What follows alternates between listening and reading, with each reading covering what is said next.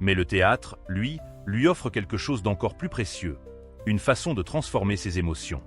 Dans la comédie, Kinou découvre qu'il peut devenir quelqu'un d'autre. Il peut porter d'autres vies, d'autres douleurs, d'autres silences. Il peut exprimer ce qu'il n'arrive peut-être pas à dire dans la vraie vie. Là, sur scène, ses fragilités ne sont plus des faiblesses. Elles deviennent une matière, une vérité, une présence. Peu à peu, un rêve commence à se former. Ce garçon qui n'a jamais vraiment eu de maison va tenter de trouver sa place dans un endroit encore plus impitoyable, Hollywood. Mais Hollywood, au début, ne l'attendait pas. Et surtout, Hollywood ne savait pas quoi faire de lui. À 16 ans, Keanu Reeves quitte l'école pour se consacrer à la comédie. C'est une décision risquée. Très risquée. Il n'a pas de fortune familiale derrière lui. Pas de nom célèbre pour ouvrir les portes. Pas de réseau puissant. Il a seulement sa volonté, son visage singulier, sa voix douce. Et cette intensité étrange que certains remarquent sans toujours savoir comment l'utiliser. Lorsqu'il arrive dans le monde du cinéma, il comprend vite que le rêve hollywoodien peut avoir un visage cruel. On lui dit que son prénom est trop difficile, trop étrange, trop peu commercial. Keanu ne ressemble pas au nom que les producteurs aiment afficher en haut des affiches. Certains lui suggèrent même d'en changer. Imaginez ce que cela signifie. Après avoir grandi dans l'instabilité, après avoir déjà perdu une partie de ses repères. On lui demande maintenant de modifier son identité pour être accepté. Pendant un temps, il essaie. Il teste d'autres noms. Il tente de se conformer à ce que l'industrie attend. Mais quelque chose sonne faux. Comme si, pour réussir, il devait encore abandonner une partie de lui-même. Finalement, il reprend son vrai nom. Keanu Reeves. Un nom que Hollywood trouvait peut-être difficile, mais que le monde entier allait finir par retenir. Les débuts sont modestes. Des petits rôles, des auditions, des attentes, des refus. Encore et encore. Keanu n'entre pas dans les cases habituelles. Il n'a pas l'arrogance des jeunes premiers. Il n'a pas non plus la froideur calculée de ceux qui veulent tout conquérir. Il semble ailleurs, plus doux, plus intérieur. Mais cette différence va devenir sa force. En 1986, il apparaît dans Youngblood, un film lié au hockey. Pour lui, ce rôle a quelque chose de personnel. Comme si une partie de son adolescence sur la glace trouvait enfin une place devant la caméra. Puis vient River's Edge, un film plus sombre, plus troublant, qui révèle chez lui une profondeur inattendue. Les réalisateurs commencent à comprendre qu'il y a, derrière son calme, une intensité émotionnelle particulière. Mais c'est avec Bill et Ted's Excellent Adventure que le grand public découvre vraiment son charme. Le film est léger, drôle, presque innocent. Keanu y dégage une chaleur immédiate. Une sincérité qui ne semble pas fabriquée. Les spectateurs l'aiment parce qu'il ne donne pas l'impression de jouer la sympathie. Il l'incarne naturellement. Puis arrive Speed. Et là, tout change. Dans ce film d'action devenu culte, Keanu Reeves passe du statut de jeune acteur apprécié à celui de star international. Le public découvre un héros différent, courageux, intense, mais sans arrogance. Face à Sandra Bullock, il impose une présence à la fois solide et humaine. Hollywood vient de trouver son nouveau visage. Mais au moment même où sa carrière explose, au moment où les affiches s'illuminent, au moment où les studios commencent à voir en lui une machine à succès, Keanu Reeves, lui, traverse l'un des premiers grands deuils de sa vie adulte. Car derrière la naissance de la star, il y a la mort d'un ami. Un ami qui comptait énormément. River Phoenix. Et cette perte allait marquer Keanu d'une manière que le public ne pouvait pas voir. River Phoenix n'était pas simplement un autre jeune acteur prometteur d'Hollywood. Il était l'un de ces visages que l'on n'oublie pas. Une présence fragile et intense à la fois. Un garçon qui semblait porter dans ses yeux quelque chose de plus vieux que son âge. Dans les années 80 et au début des années 90, River représentait une forme de pureté artistique rare. Il ne voulait pas seulement être célèbre. Il voulait jouer juste. Il voulait que chaque rôle ait un sens. Et Keanu Reeves l'admirait profondément. Les deux hommes se rencontrent dans les cercles du cinéma indépendant. Très vite, une amitié se forme.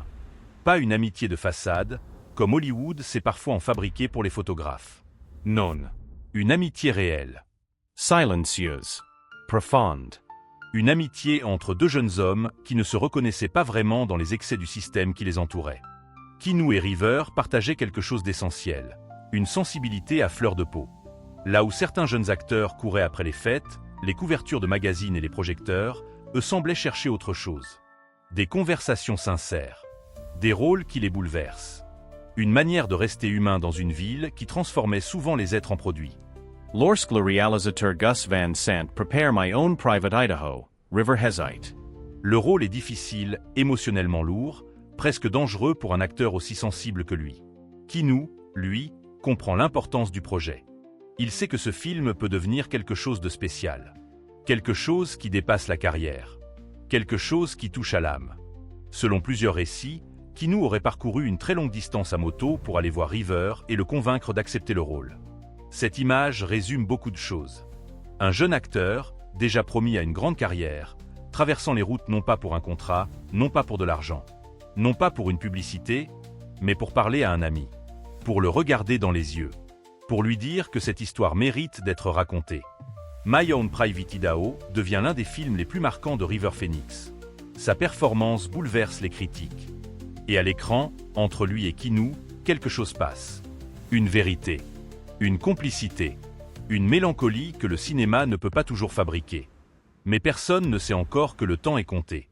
Le 31 octobre 1993, la nuit d'Halloween, River Phoenix s'effondre devant le Viper Room, un club très connu de Los Angeles.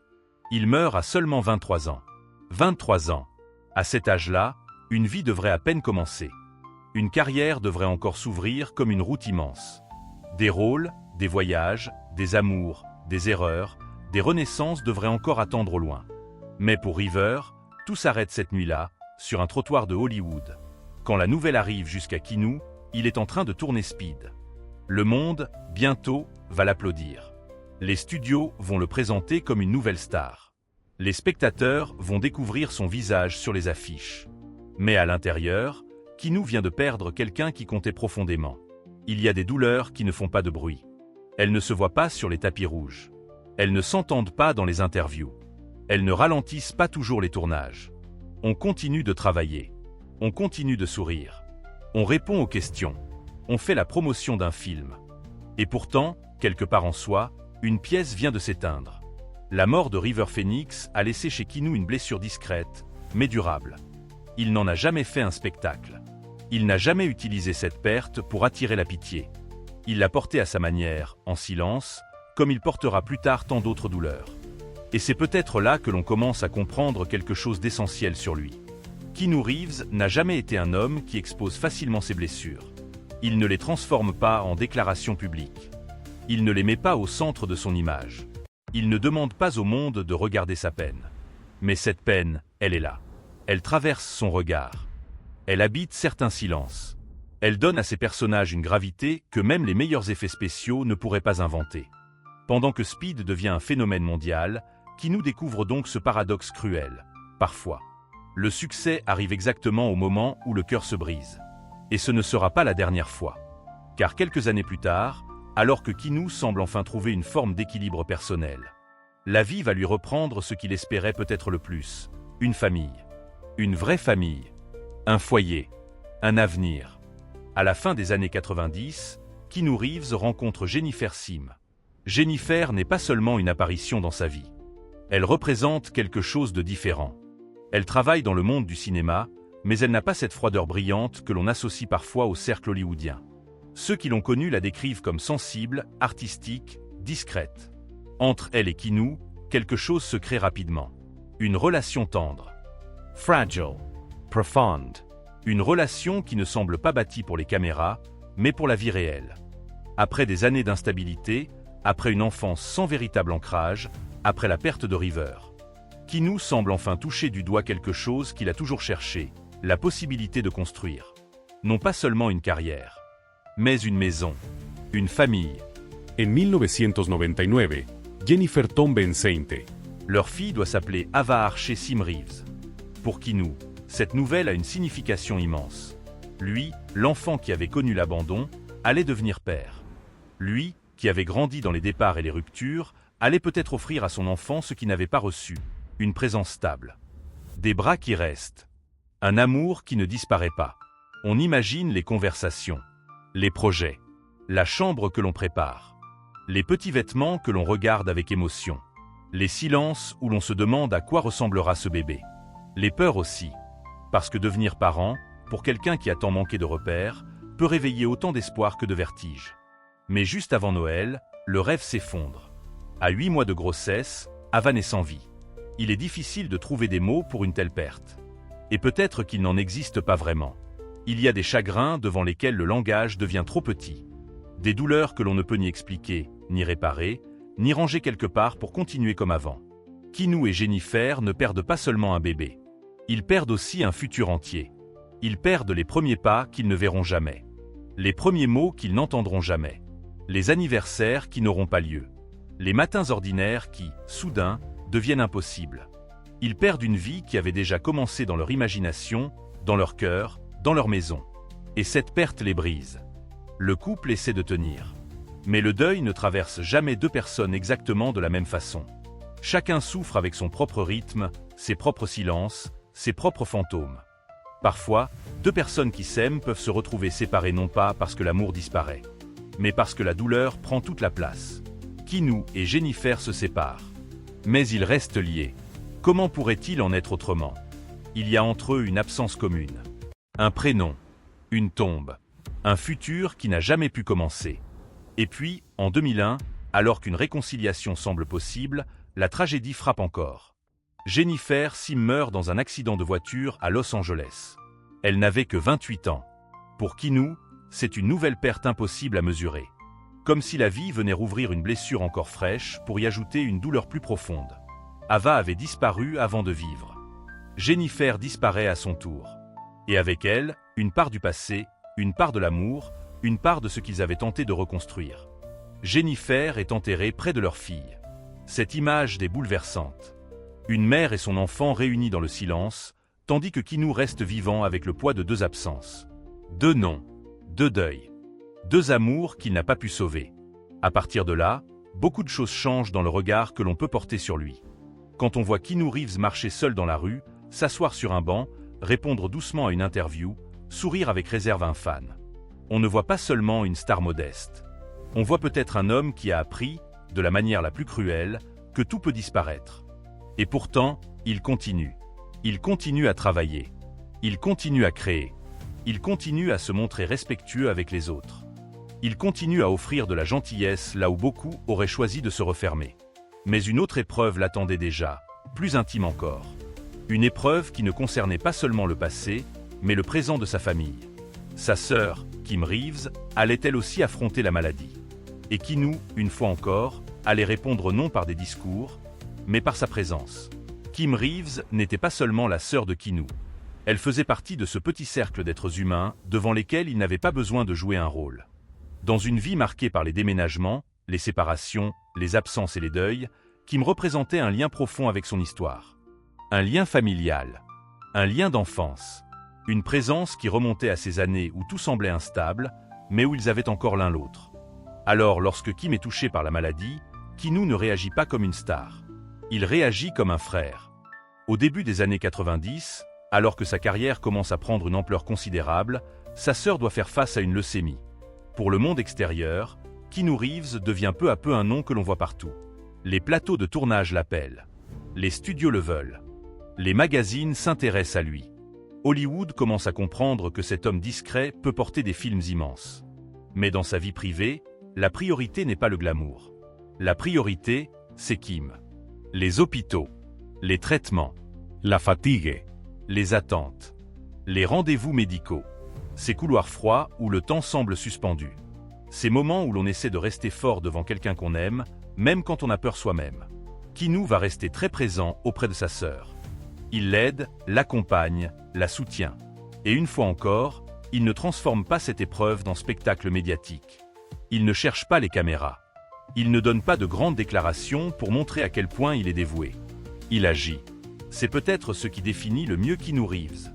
Là où beaucoup parlent, lui fait. Il aurait pu se laisser absorber par sa carrière. Il aurait pu se protéger derrière des assistants, des contrats, des tournages, des obligations. Il aurait pu dire qu'il n'avait pas le temps. Après tout, Hollywood sait très bien fabriquer des excuses élégantes pour l'égoïsme. Mais Kinou n'a jamais semblé fonctionner ainsi. La maladie de sa sœur réveille en lui une conscience encore plus forte de la fragilité humaine. Après avoir connu l'abandon, après avoir perdu River, après avoir perdu Ava et Jennifer, il voit maintenant la maladie s'approcher de sa propre famille. Et à chaque fois, au lieu de devenir plus dur, il semble devenir plus attentif, plus tendre, plus silencieusement généreux. Avec les années, de nombreuses histoires vont circuler sur sa générosité. Certaines parlent de dons pour la recherche contre le cancer. D'autres évoquent son soutien à des hôpitaux, à des associations, à des personnes touchées par la maladie. Il aurait même soutenu des causes de manière discrète, sans chercher à associer son nom à chaque geste. Et cela change tout.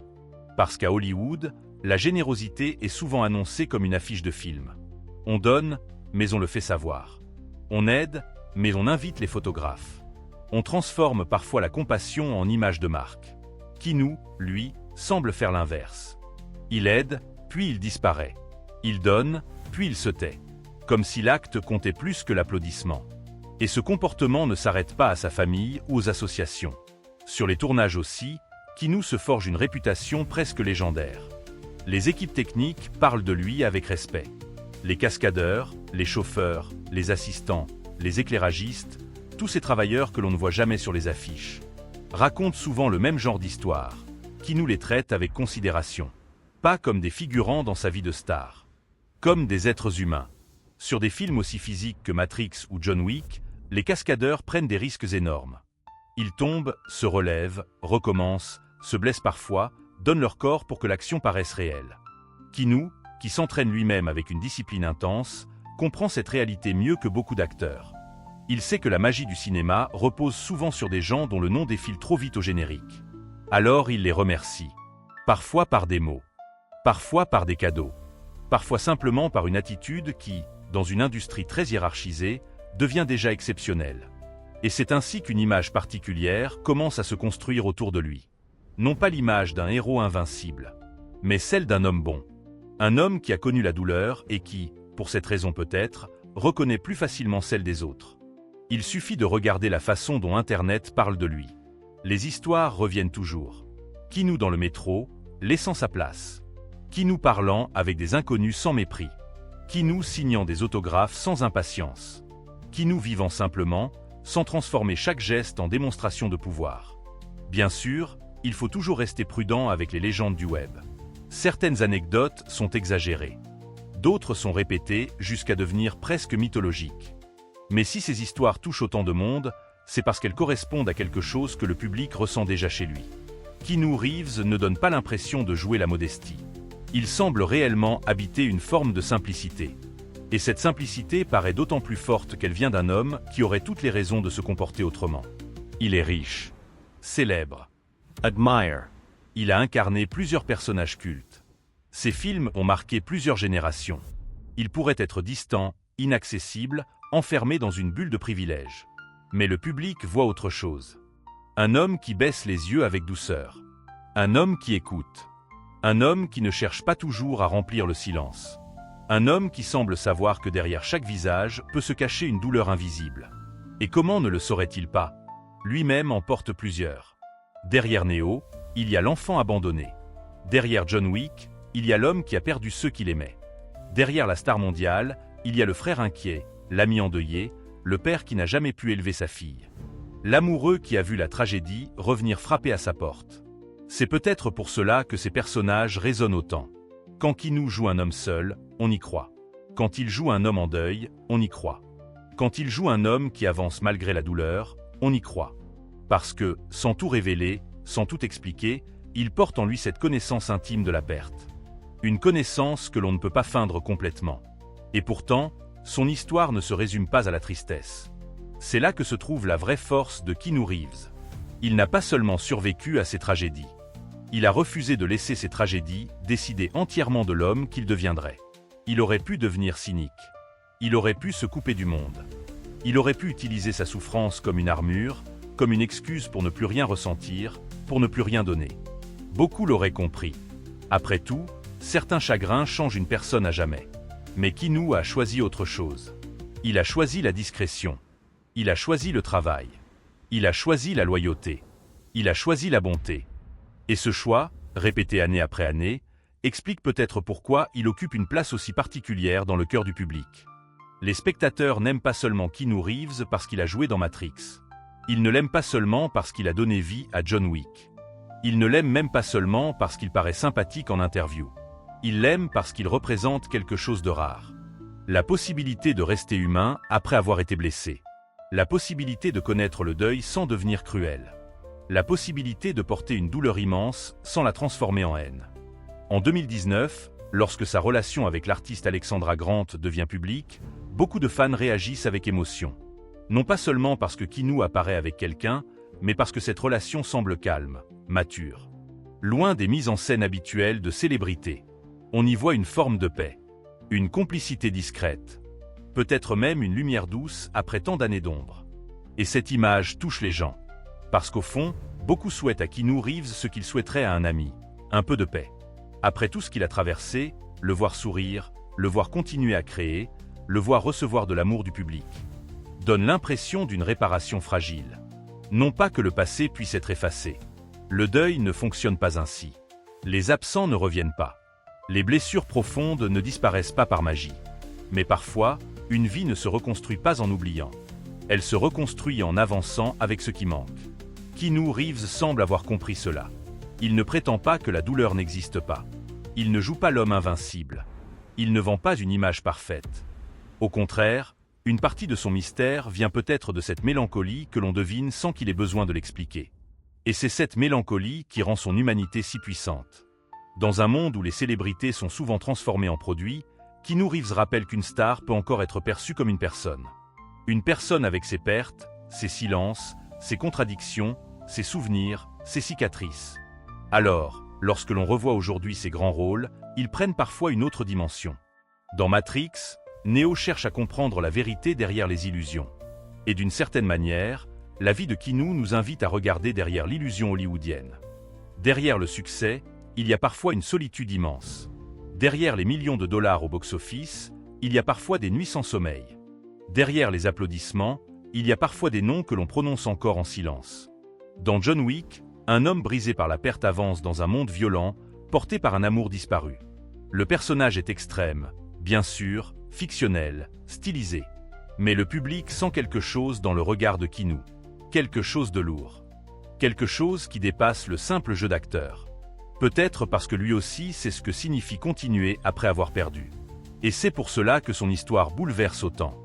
Elle ne parle pas seulement d'une star de cinéma. Elle parle de chacun de nous. Car tôt ou tard, presque tout le monde connaît une perte. Un départ. Une absence. Une personne qui manque à table. Une voix que l'on ne peut plus appeler. Un futur qui ne se réalisera jamais. Keanu Reeves est devenu, sans le chercher, le symbole d'une douleur portée avec dignité. Il ne dit pas au public comment souffrir. Il montre simplement, par sa manière d'être, que l'on peut traverser l'ombre sans cesser de tendre la main. Et c'est peut-être cela, la vraie raison pour laquelle tant de gens l'aiment. Pas parce qu'il est parfait, mais parce qu'il semble vrai. Aujourd'hui, Keanu Reeves a dépassé le simple statut d'acteur célèbre. Il est devenu une figure presque morale dans l'imaginaire collectif. Un homme que l'on associe à la gentillesse, à la pudeur, à la résilience. Un homme dont le parcours rappelle que les plus grandes tragédies ne se voient pas toujours. Et que les personnes les plus fortes ne sont pas nécessairement celles qui parlent le plus fort. Parfois, les plus fortes sont celles qui continuent. Celles qui se lèvent. Celles qui travaillent. Celles qui aiment encore. Celles qui gardent une place pour la compassion alors même que la vie leur a donné 1000 raisons de se fermer. Keanu Reeves n'a jamais demandé à devenir un symbole. Il n'a jamais bâti sa carrière sur son malheur. Il n'a jamais transformé ses pertes en spectacle. Mais c'est justement pour cela que son histoire touche autant. Parce qu'elle reste silencieuse. Parce qu'elle reste digne. Parce qu'elle ressemble à ces douleurs que beaucoup de gens portent sans jamais les raconter entièrement. Alors, la prochaine fois que vous verrez Keanu Reeves sourire timidement devant une caméra, souvenez-vous peut-être de ce qu'il y a derrière ce sourire. Un enfant qui n'a jamais vraiment eu de foyer stable. Un ami qui n'a jamais oublié River Phoenix. Un père qui n'a jamais pu tenir sa fille dans ses bras. Un homme qui a pleuré Jennifer Sim dans le silence. Un frère resté auprès de sa sœur malade. Et une star qui, malgré tout cela, a choisi de rester bonne. C'est peut-être là que se trouve la plus grande leçon de son histoire. La vie peut prendre beaucoup de choses. Elle peut prendre l'enfance que l'on aurait voulu avoir. Elle peut prendre les amis trop tôt. Elle peut prendre les amours, les rêves, les futurs imaginés. Elle peut laisser des traces que personne ne voit. Mais elle ne décide pas toujours de ce que l'on devient. Keanu Reeves aurait pu devenir un homme amer. Il est devenu un homme aimé. Il aurait pu se cacher derrière sa célébrité. Il a choisi la simplicité. Il aurait pu laisser la douleur le durcir. Il a choisi la compassion. Et c'est peut-être pour cela que, dans une industrie remplie de lumières artificielles, Keanu Reeves continue de briller d'une manière différente. Plus douce, plus triste, mais infiniment plus humaine. Si cette histoire vous a touché, dites-nous en commentaire quel moment de la vie de Keanu Reeves vous a le plus bouleversé. Est-ce son enfance difficile, la perte de River Phoenix, le drame de Jennifer Sim et de leur fille, ou cette capacité rare à rester bon malgré tout? Et si vous aimez les destins bouleversants des grandes stars d'Hollywood, abonnez-vous à la chaîne. Ici, nous racontons les histoires que les projecteurs n'éclairent pas toujours. Les douleurs cachées derrière les légendes. Les silences derrière les sourires, et les vies humaines derrière les icônes du cinéma. Merci d'avoir regardé cette vidéo jusqu'au bout. Keanu Reeves n'est peut-être pas seulement une star. Il est la preuve qu'après la douleur, il peut encore rester quelque chose de beau.